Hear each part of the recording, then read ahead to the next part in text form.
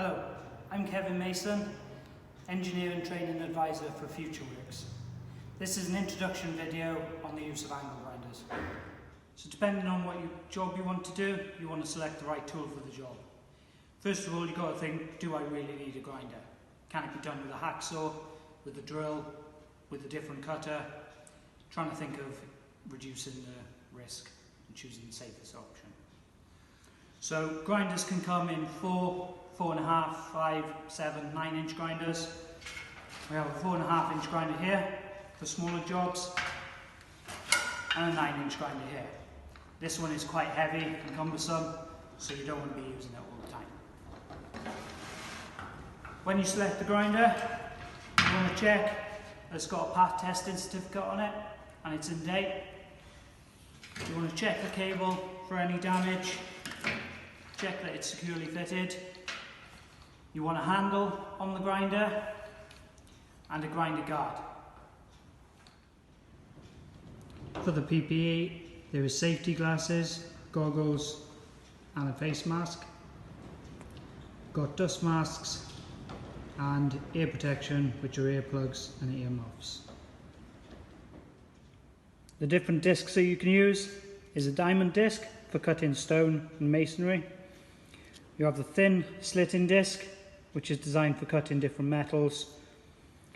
A thicker cutting disc, which is about 3mm thick, for cutting thicker metal. You have a grinding disc for removing material and shaping it. You have sanding pads, which come in different grits for removing metal, shaping it, and also polishing. And then there is a wire wheel, which is for removing rust and paint. So I'm going to do a demonstration on a stone cutting disc. I've got my overalls on, safety glasses, gloves and ear protection in. I'm also going to be wearing a dust mask. When using a grinder, you want to hold it with 2 hands, nice and securely, paying attention to the direction that the disc is going to spin, and also be mindful of where the sparks are going to go.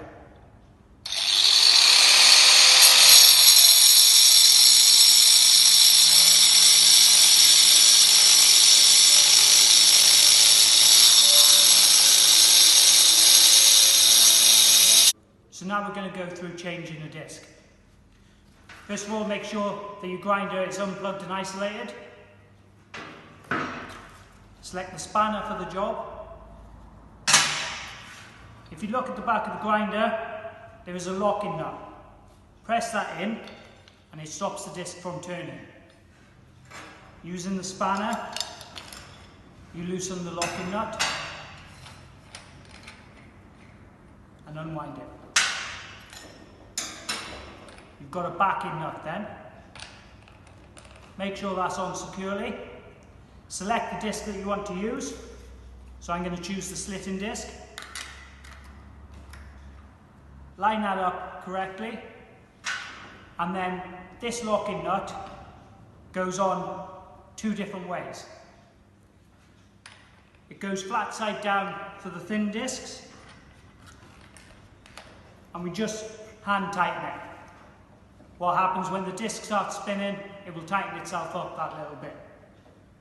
Now we're going to use a slitting disc.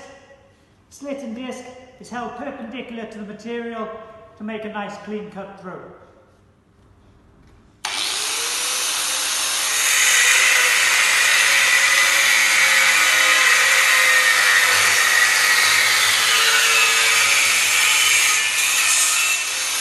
The wire wheel can be used to clean up your material.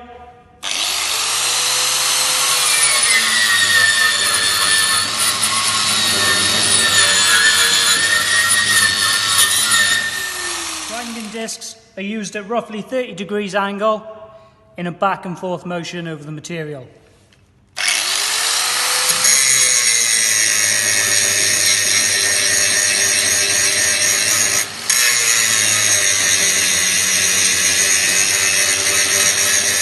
Wheels are used flat to smooth off and polish the metal.